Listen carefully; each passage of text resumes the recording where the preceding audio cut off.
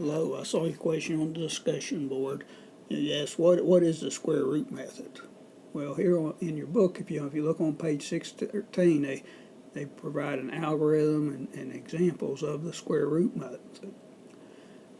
Step one, rearrange the equation if necessary so that the equation quadratic term is on one side and the constant on the other.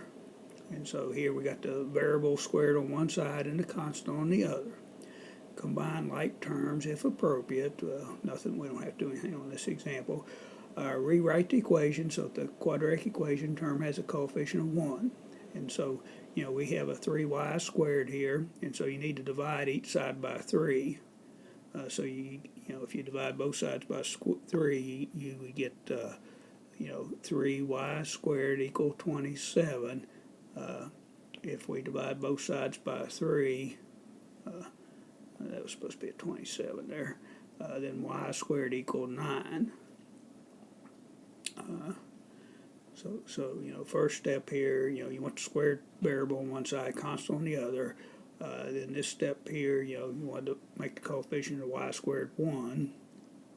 Okay. Then apply the square root property by taking the square root of both sides. So then they take the square root of each side, and don't forget the plus or minus. Square root of 9 is 3.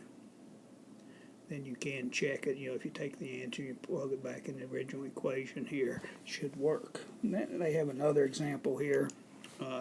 So first thing they need to do is get your squared term on one side and your constant on the other. So they add 9 to each side.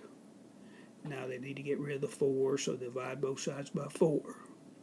And they apply a square root property. They don't really show that, but be plus or minus square root of 9/4, which is 3/2, and they change it to a decimal, which is negative 1 plus or minus 1.5. Hope this helps.